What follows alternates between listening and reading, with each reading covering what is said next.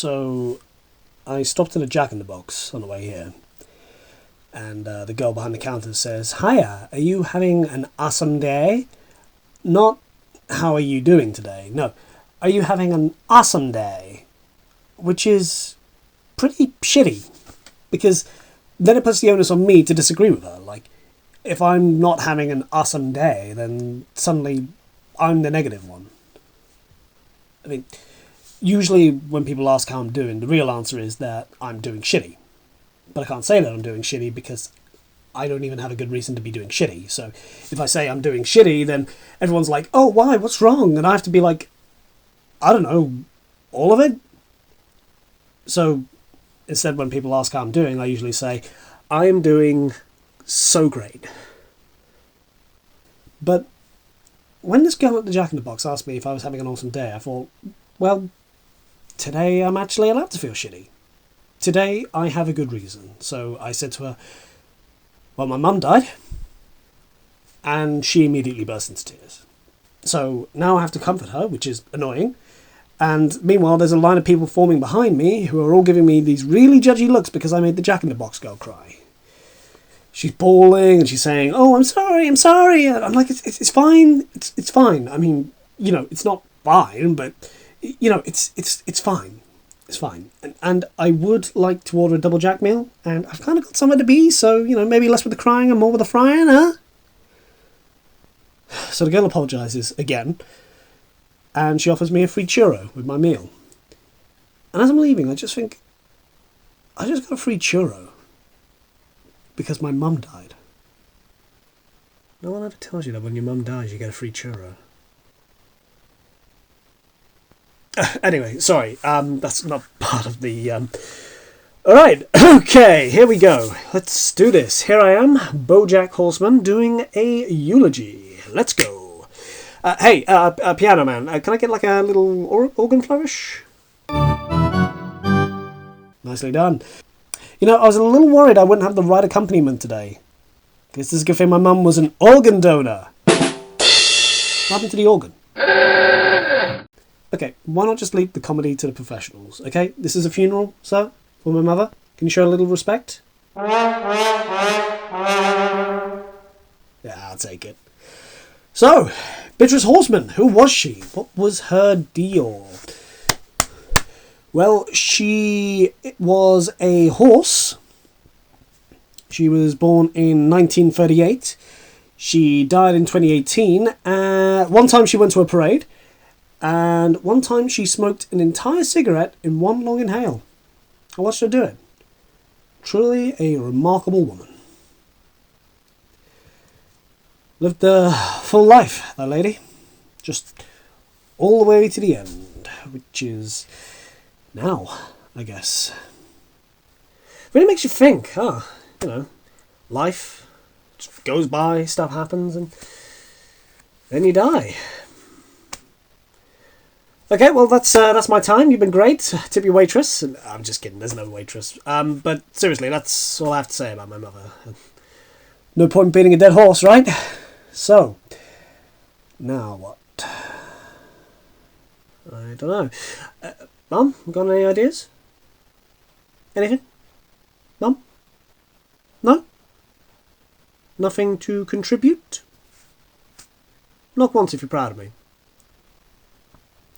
Can I just say how amazing it is to be in a room with my mother and I can just talk and talk without her telling me to shut up and make her a drink? Hey Mum, knock once if you think I could shut up. No? You sure? I mean, don't want to embarrass you by making this eulogy into a melogy, so seriously, if you wanted me to sit down and let somebody else talk, just knock. I will not be offended. No? Your funeral. Sorry about the closed casket, by the way. She wanted an open casket, but, she's dead now, so who cares what she wanted. No, sorry, that sounds bad. I just think if she could have seen what she looked like dead, then she'd agree that it was better this way. I mean, she looked something like this. Kind of like a pissed off toy dinosaur. Coroner couldn't get her eyes closed, so now her face is forever frozen in a mask of tremendous horror and anguish. Or as my mum called it, Tuesday. Tuesday. My mum called it Tuesday. Hey Mum, what did you think of that joke? You like that? You never did care for my comedy. Here's a story. When I was a teenager, I performed a comedy routine for my high school talent show. There was this really cool jacket that I wanted to wear because it made me look like Albert Brooks. For months, I saved up for this jacket, and when I finally had enough, I went to the store and it was gone. They just sold it to somebody else. So I went home and told my mother, and she said, "Let that be a lesson. That's the good that comes from wanting things." She was always really good at dispensing life lessons that always seemed to circle back to everything being my fault. But then, on the day of the talent show, my mother had a surprise for me. She bought me the jacket. And even though she didn't know how to say it, I knew that this meant that she loved me. Now, that's a good story about my mother. It's not true, but it's a good story, right? I stole it from an episode of Maud I watched when I was a kid, where she talks about her father. I remember when I saw it thinking, that's the kind of story I want to tell about my parents when they die. But I don't have any good stories like that. All I knew about being good I learned from TV. And in TV, flawed characters are constantly showing people they care with these surprising grand gestures, and I think part of me still believes that's what love is, you know? But in real life, the big gesture isn't enough. You need to be consistent. You need to be dependably good. You can't just screw everything up and then take a boat out onto the ocean and save your best friend, or solve a mystery, fly to Kansas. You need to do it every day, which is so hard. When you're a kid, you can convince yourself that maybe the grand gesture could be enough. And even though your parents aren't exactly what you need them to be over and over and over again, at any moment they might surprise you with something wonderful. I kept waiting for that. The proof that even though my mother was a hard woman, that deep down she loved me and cared about me and wanted me to know that I made her life a little bit brighter. Even now I find myself still waiting. Hey Mum, knock once if you love me and you care about me and you want me to know I made your life a little bit brighter.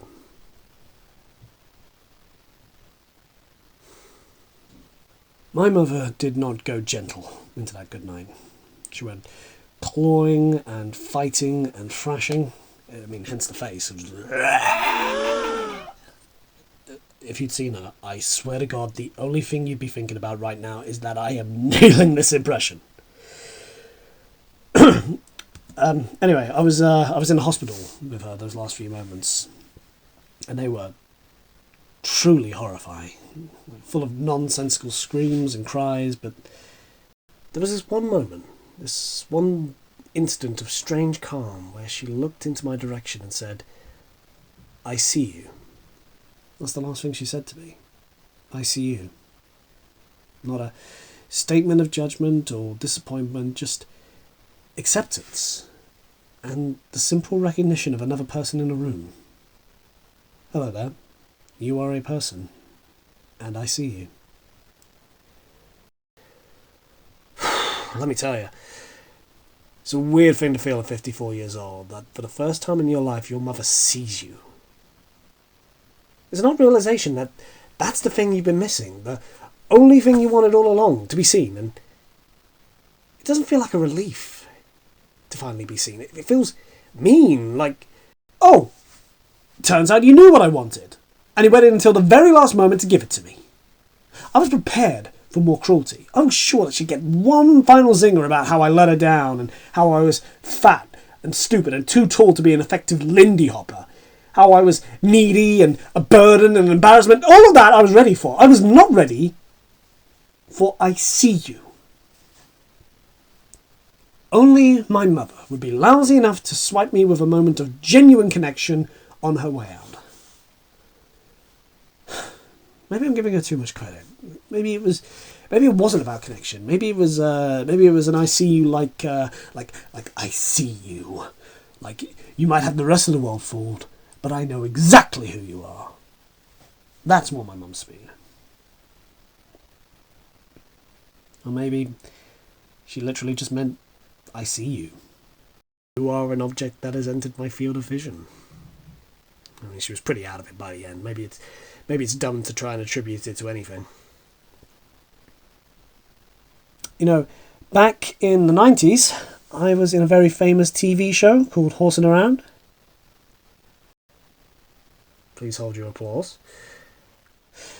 And I remember this one time, a fan asked me, hey, you know that episode where the horse has to give Ethan a pep talk after Ethan finds out that his crush only asked him to the dance because her friends were having a dorkiest day contest? In all of the shots of the horse, you can see a paper coffee cup on the kitchen counter. But in all of the shots of Ethan, the coffee cup is missing. Was that because the show was making a statement about the fluctuant subjectivity of memory and how even two people can experience the same memory entirely in different ways? And I didn't have a heart to tell this guy, no man, some crew guy just left the coffee cup in the shot. So instead I was just like, yeah.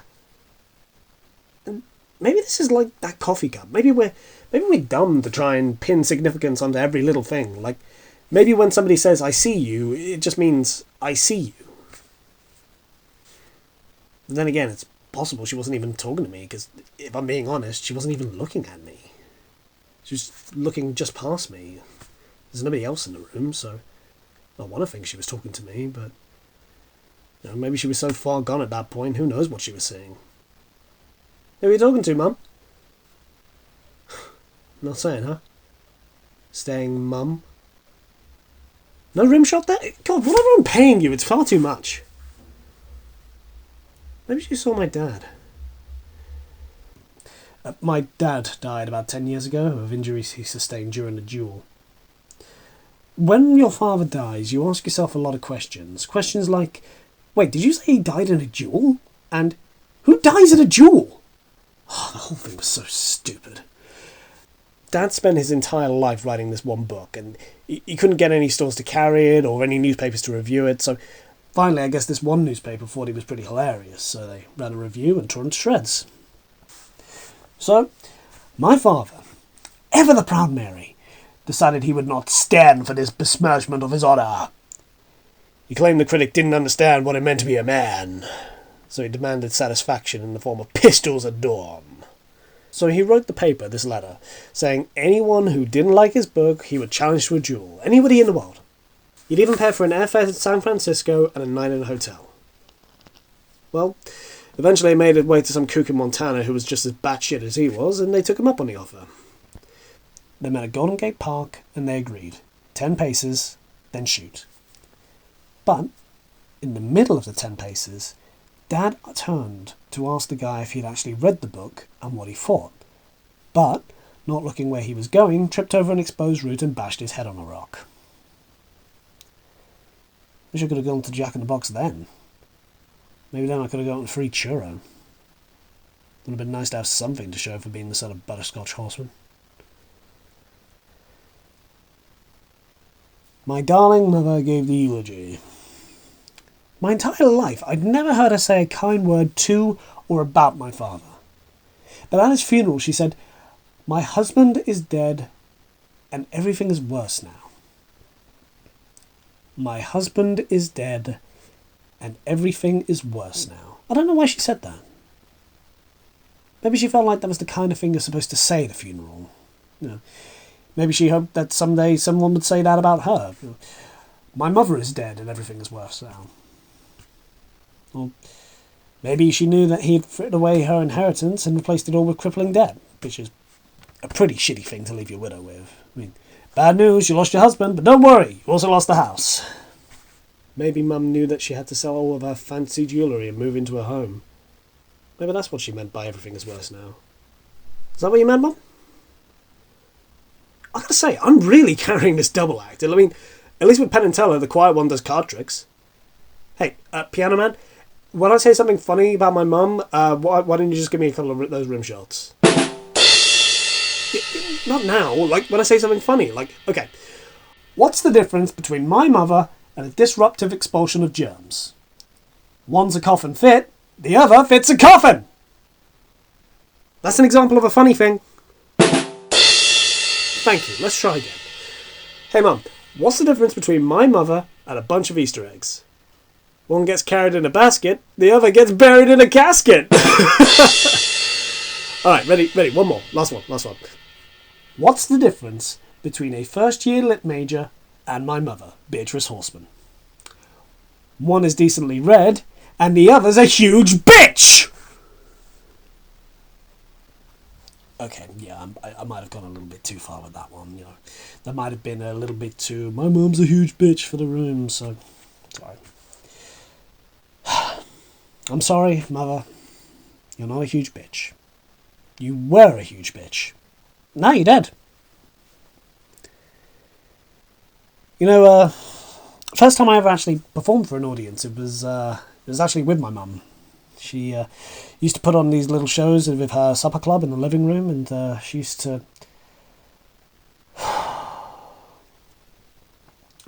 make me sing the Lollipop song. Those parties were really something.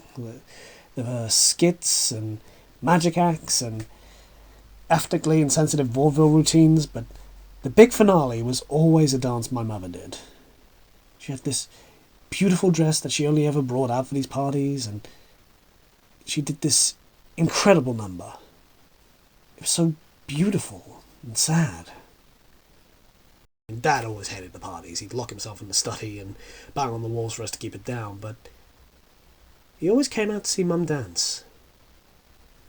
He'd linger in the doorway, scotch in hand, and watch in awe as this cynical, despicable woman he married took flight. And as a child who was completely terrified of both of my parents, I was always aware that this moment of grace, it meant something. We understood each other in a way. Me, my mum, and my dad. As screwed up as we all were, we did understand each other. My mother, she knew what it was like to feel your entire life like you're drowning. And with the exceptions of these moments, these very rare, brief instances, in which you suddenly remember you can swim. But then again, mostly not. Mostly you're drowning. And she understood that too. And she recognised that I understood it. And Dad. All three of us were drowning. And we didn't know how to save each other. But there was an understanding that we were all drowning together. And I'd like to think that's what she meant when we were in the hospital and she said, "I see you." You know, weird thing about both of your parents dying is, it means you're next. I mean, you know, obviously, it's not like there's a wait list for dying. You know, any one of us can be run over by a Snapchatting teen at any moment. And you'd think that knowing that would make us more adventurous and kind and forgiving, but it makes us small and stupid and petty. I actually had a near-death experience recently. A stunt went bad and I fell off a building. I'm an actor, right? I do my own stunts. I'm on this new show, Filbert. I'm Filbert, star of the show. Hasn't come out yet, but it's already getting Emmy buzz. Oh, speaking of buzz, I'm supposed to take a couple of these every morning, but my days are so screwed up because of the shooting schedule. You don't even know what morning is anymore. There's a joke in there somewhere about a guy who's been to so many funerals, he doesn't even know what morning means anymore, so have you guys figured that one out? Ugh. Anyway, you know what I thought when I was falling off that building and went into panic mode? The last thing that my stupid brain could come up with before I died? Won't they be sorry? Cool thought, brain. No, that wasn't... Would you just dial it back, alright? Don't even know what I wanted to be sorry. I mean, my mum, even before she died, she could barely remember who I was. And of course, my dad's dead, so... Last conversation I ever had with him was about his novel. He was so certain that this book was going to be his legacy. Like, maybe he thought it would vindicate him for all the shitty things he ever did in his stupid, worthless life. Maybe it did. I don't know. I never read it. Because why would I give him that? You know, I used to be on this TV show called Horsing Around. Seriously though, hold your applause. Well held. It was written by my friend Herb Kazaz, who's also dead now, and starred this little girl called Sarah Lynn. And it was about these orphans. And early on, the network had a note saying, maybe don't mention they're orphans so much, because audiences tend to find orphans sad and not relatable, but I never thought that the orphans were sad. I always thought that they were lucky. Because they could imagine their parents to be anything they wanted. You know, they had something to long for. Anyway, we did this one season finale where Olivia's birth mother comes to town, and she was a junkie, but she's gotten herself cleaned up. And she wants to be in Olivia's life again. And of course, she's like a perfect grown-up version of Olivia. They go to the mall together and get her ears pierced like they always wanted, and sorry, spoiler alert for the season 6 finale of Horsing Around, if you're still working your way through it. Anyway, the horse tries to warn her. Be careful. Mums have a way of letting you down. But Olivia just thinks that the horse is jealous. And when the mom says she's moving to California, Olivia decides to go with her. And the network really juiced that cliffhanger. Like, is Olivia gone for good? But of course not, because it's a TV show. She wasn't gone for good, of course, because it's a TV show. Olivia's mother had to relapse and go back to rehab, so Olivia had to hitchhike all the way home, getting rides from Mr. T, Alf, and the cast of Stomp. Of course that's what happened, because what are you going to do? Just not have Olivia on the show? You can't have happy endings in sitcoms, not really, because if everyone's happy, then the show would be over. And above all else, the show has to keep going. There's always more show.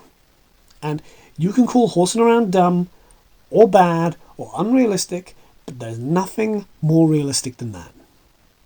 You never get a happy ending, because there's always more show. I guess until there isn't. My mum would hate it if she knew that I spent so much time at her funeral talking about my old TV show. Or, you know, maybe she'd think it was funny that her idiot son couldn't even do that right. Who knows? She left no instructions about what she wanted me to say, and all I know is that she wanted an open casket, and her idiot son couldn't even do that right. I'm not going to stand here and pretend that I ever understood how to please that woman, even though so much of my life has been wasted in vain attempts to figure it out. But I keep going back to that moment in the ICU where she looked at me and... ICU. I see you. Jesus Christ. We're in the intensive care unit.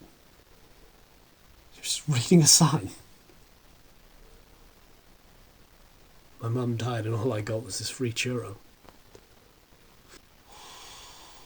You know the shittiest thing about all of this? Is that when that stranger behind the counter gave me that free churro, that small act of kindness showed more compassion than my mother ever gave me in her goddamn life. Like, how hard is it to do something for a person? This woman at Jack in the Box didn't even know me. I'm your son. All I had was you.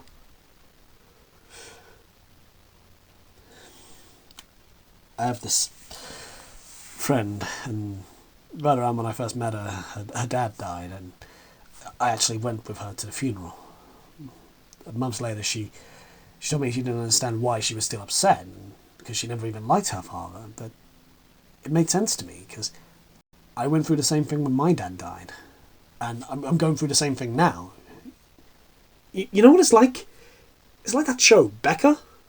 You know, with Ted Danson? Yeah, I watched the entire run of that show, hoping it would get better, and it never did. It had all the right pieces, but it just couldn't put them together. When it got cancelled, I was really bummed out, not because I liked the show, but because I knew it could be so much better. And now it never would be. And that's what losing a parent is like. It's like, Becca! Suddenly you realise you'll never have the good relationship you wanted. And as long as they were alive, even though you'd never admit it, part of you, the stupidest goddamn part of you, was still holding on to that chance. You didn't even realise it until that chance went away. My mother is dead, and everything is worse now. Because now I know that I will never have a mother who looks at me from across the room and says, BoJack Horseman, I see you. But I guess it's good to know. It's good to know that there's nobody looking out for me. And that there never was. And there never will be. No, it's good that I know that. That I'm the only one I can depend on.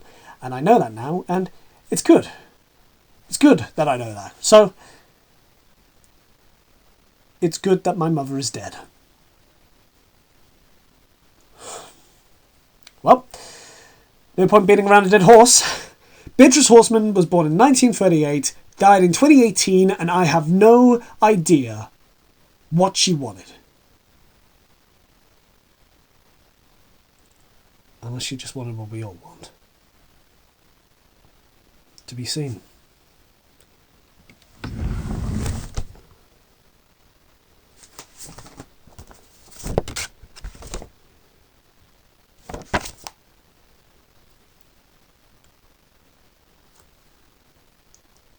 Is this funeral parlour B?